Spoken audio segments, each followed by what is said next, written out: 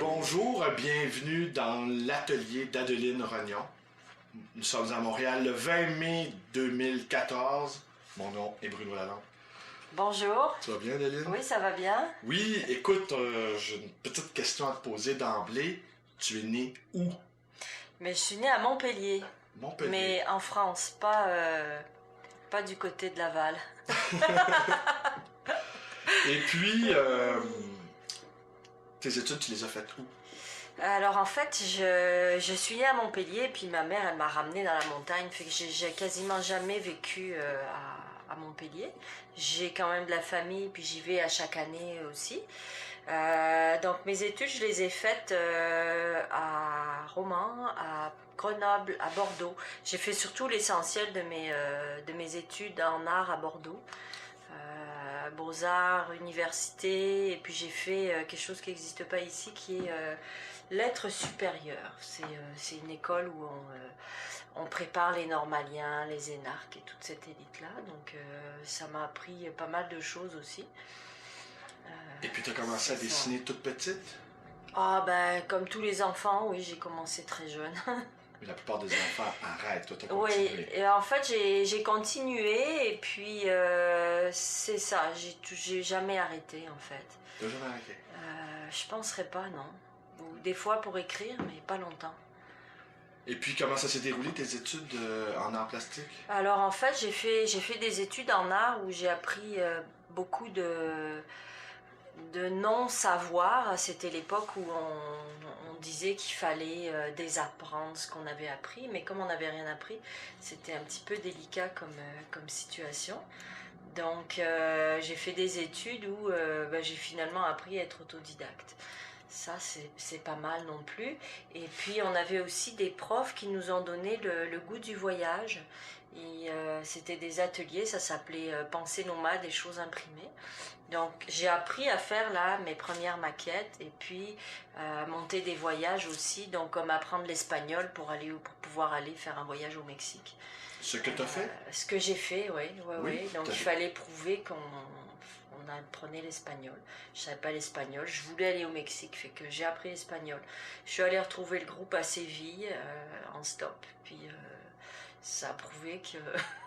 Mais là, tu devais être toute jeune à ce moment-là? J'avais une vingtaine d'années. Début vingtaine. Ouais, peut-être un petit peu plus. En France, on passe son bac à 17-18 ans. Donc on est après les classes préparatoires, après, puis aux Beaux-Arts, j'étais un peu plus tard, là, je devais avoir 25 ans. Dis-moi, est-ce que j'ai rêvé ça, mes pensées nomades, est-ce que c'est en lien avec le travail de Gilbert Lascaux ou est-ce que tu l'as eu comme prof? Je l'ai pas eu comme prof, mais je suis allée le voir à Paris. En fait, il était venu aux Beaux-Arts.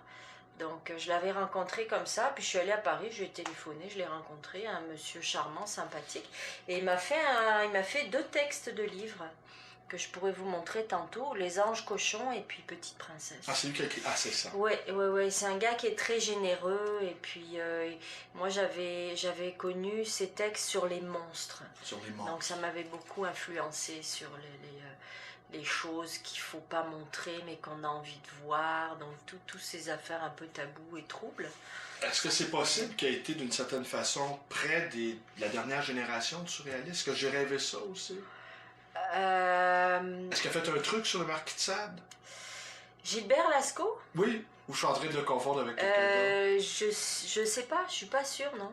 Okay. Je suis pas sûre, mais moi par contre j'ai rencontré le dernier secrétaire d'André Breton, qui était un gars charmant, un vieux monsieur merveilleux. Et puis il m'a dit moi je porte chance aux gens. Puis il m'a fait publier dans une de ses revues en partie un morceau du petit lexique pornographique. Et c'est ça qui m'a permis de trouver un éditeur. Parce que... Petit lexique pornographique à l'usage des vieux cochons et des jeunes truies. C'est ça, et, voilà. Et puis le nom de sa revue? Les hommes sans épaules. Ah oui. Et il est décédé il y a quelques années, mais il y avait tout un groupe autour de lui, un groupe surréaliste. Donc j'ai pas rêvé ça.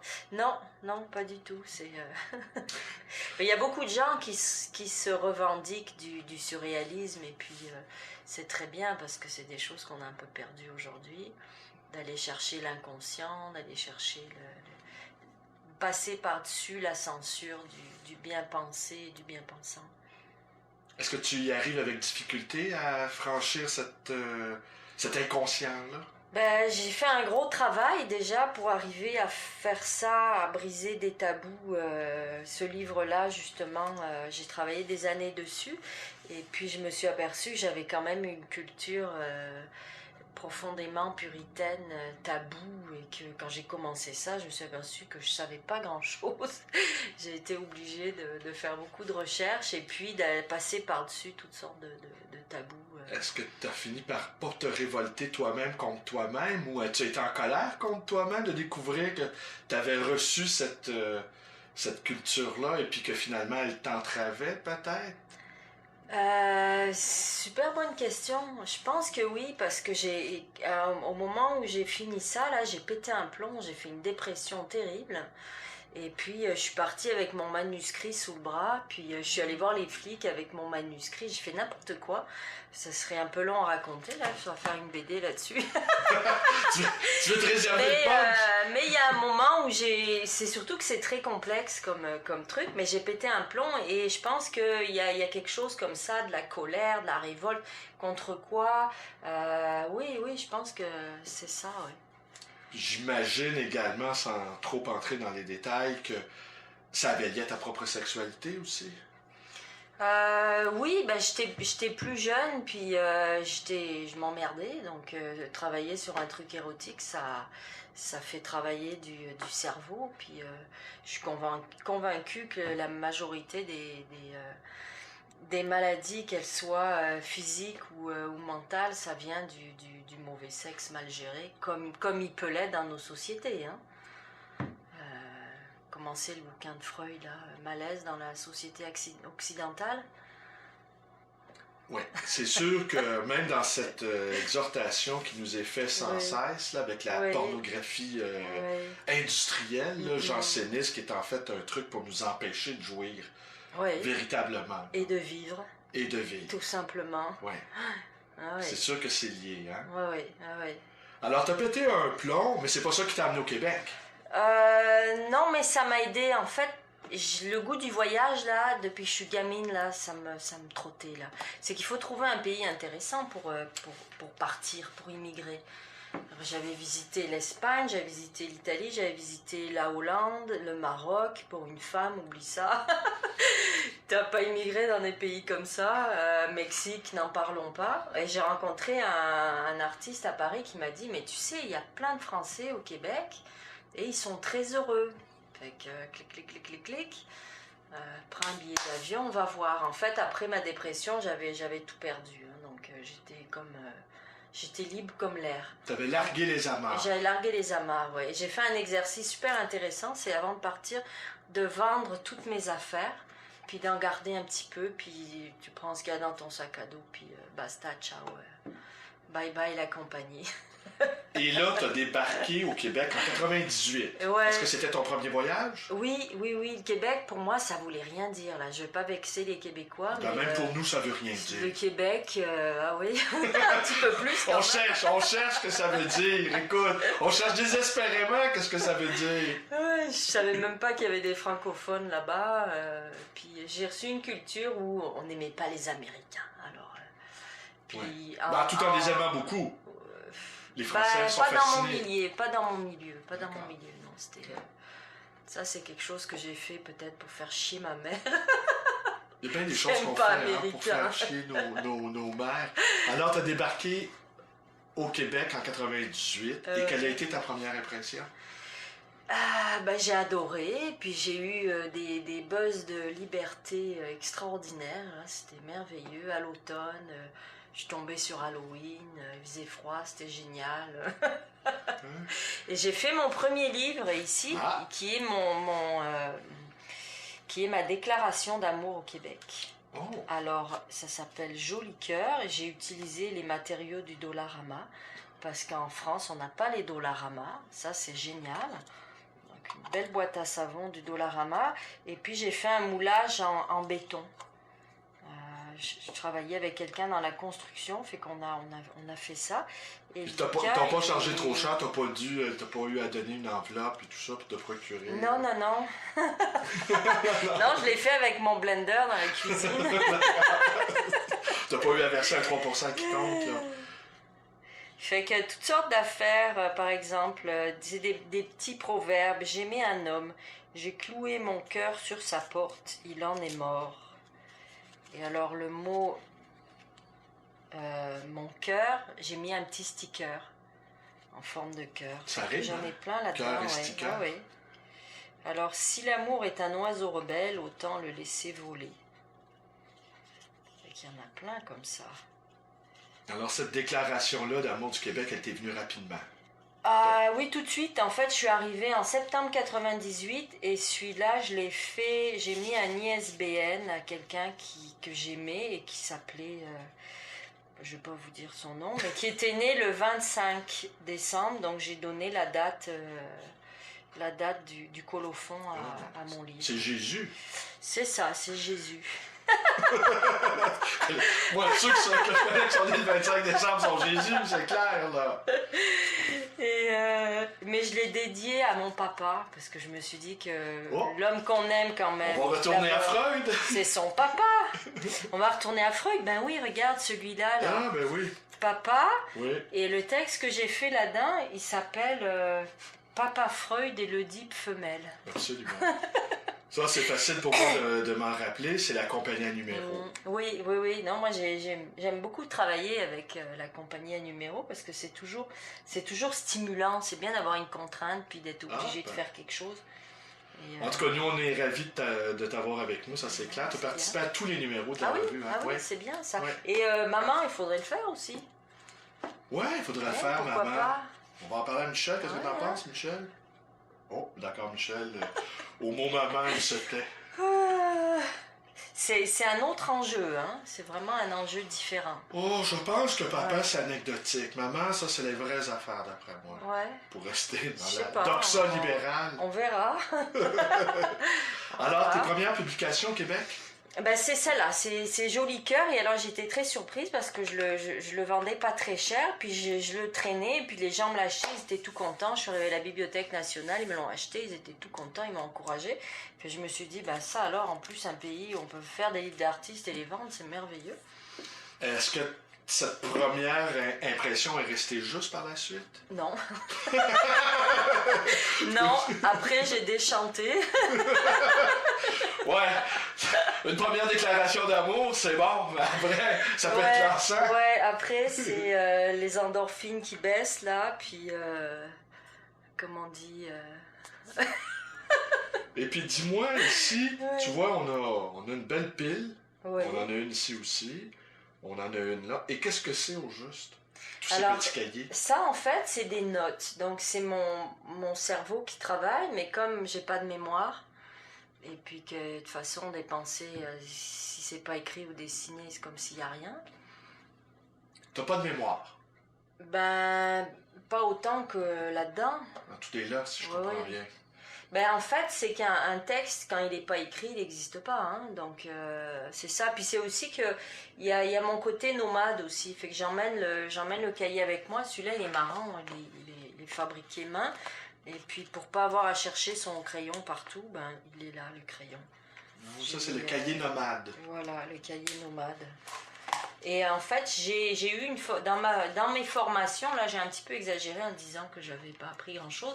J'ai quand même, j'ai été en stage après à Paris chez Mag. J'ai appris toutes sortes d'affaires, dont la reliure. Et quand je suis arrivée ici, j'ai eu une belle opportunité. Je suis allée à la Trancheville. Et puis, ils m'ont engagée pour travailler sur des contrats où j'ai appris à continuer à coudre des livres, à faire toutes sortes d'affaires. Oui, parce que Mag, ils font des livres d'artistes, alors forcément, avec des lithos, c'est fondamental pour eux que les gens qui y travaillent puissent relier. Oui, et j'ai deux livres que j'ai fait chez eux, en litho. Mais on parlait de déchanter, là, depuis les années 95, où j'étais stagiaire et où j'ai monté les éditions du Rognon. C'est à peu près à la même époque. Il y a beaucoup de choses qui ont baissé. Là, chez Mag, ils ont coupé la bâtisse en deux, ils l'ont vendue la moitié pour faire des condos. C'est les signes du temps. Maintenant, ils ont une clé USB et puis ils n'ont plus besoin des machines offset et puis tout le bazar. Le relieur a pris sa retraite. C'était un copain de Riopel, le relieur. Un grand copain de Riopel. Et j'ai eu la chance de croiser Riopel. Puis? À Jeun. Moment historique. 6h02, 20 mai 2014. Fait qu'il était pas très drôle. Il attendait le relieur pour aller boire l'apéro. Il était grognon. Il était ours mal léché. C'est difficile à dire, c'était plus quelqu'un qui passait là. Puis moi je faisais comme partie des meubles, j'apprenais j'apprenais la reliure. Mais très gentil au demeurant, poli. Puis dis-moi, Mag, est-ce qu'il continue de faire des livres lithographiés ou je sais pas trop, ils sont vraiment allés du côté du numérique. En fait, Mag, je vais pas faire une entrevue sur eux là, non, mais non. Le fils continue l'imprimerie. Et puis, ça fait 2 ans qu'on n'est pas allé les voir. Hein. Mais ils se défendent là, avec les nouveaux médias, puis ils se débrouillent. Ils ont aussi une collection absolument énorme, fait qu'ils vivent là-dessus aussi. Hein. Ouais. C'est comme comment dire, vous allez dire leur fonds de pension, mais c'est pas tout à fait ça. Là. Grosse, oui, pension. Là, ouais, disons, ils ont le tout magot. Ouais, ils sont assis sur bien des œuvres d'art. Oui. Et puis tes premières expositions? Mes premières expositions, moi j'ai exposé à Paris dans un bistrot. Les cochons que j'avais imprimés chez Mag. J'ai fait un peu tâche chez Mag, parce que Mag c'est quand même bien propre là. Ouais. Et avec mes cochons, les gens aimaient bien, les artistes adoraient ça. Et puis c'était quand même un petit peu décalé. Donc j'ai exposé tout ça dans un bistrot. Un bistrot un peu anarchiste du 12e arrondissement, qui est un endroit merveilleux qui s'appelle le Baron Rouge. Tu as des tonneaux jusqu'à cette hauteur, et puis des bouteilles, puis tu as les œuvres au mur, puis les gens viennent picoler. C'est une belle place pour démarrer. Avec les cochons qui survolent le tout. C'est ça. Les cochons ailés. Oui. Ils n'avaient pas encore des ailes, ceux que j'ai. Ah, c'est ça, c'était pour venir plus tard. Oui. Et j'ai rencontré Ciné à cette époque-là. Ciné, je lui ai envoyé une invitation et puis il est venu. Ben, puisqu'on en est dans les grandes personnalités, Riopel, Ciné, j'ai vu que tu avais participé à une revue perpendiculaire où Michel Houellebecq a fait ses premières armes. N'est-ce pas? Oui, c'est tout à fait ça. Je cherche Michel Houellebecq. Ouais. Moi, ses premiers poèmes étaient assez ordinaire en fait, mais c'était très comment dire Tu l'as rencontré? Oui, je l'ai rencontré. Il y avait un café littéraire au Marronnier, puis tous les mercredis soirs on se rencontrait, on buvait un verre, on jasait, puis je me rappelle de ce bonhomme qui était dans son coin, puis qui était un petit peu discret, puis les autres ils disaient ah bah ouais, lui il est en dépression 6 mois de l'année, puis bon. Okay. Est-ce qu'on pouvait deviner qu'il deviendrait un écrivain si important ou pas vraiment? C'est difficile à dire, là, parce qu'un bonhomme, tu sais, c'est comme vous et moi, là. Il n'y a pas écrit « deviendra célèbre ». Où tu dis, bon, bah ouais. Mais les poèmes, moi, j'ai trouvé ça assez mauvais. C'était des apparitions de Dieu dans le bois de Boulogne. C'est vraiment le degré zéro de la spiritualité. C'est peut-être sa qualité, d'ailleurs, dans ses autres livres. Comme écrivain, ouais. Donc il fallait qu'il cherche sa forme. Mais j'ai plus sympathisé avec d'autres gens qui sont pas connus. Bien sûr. Pas jusqu'ici, en tout cas. Écoute, on va, sur cette série de noms célèbres, on va passer à la deuxième étape. Hein?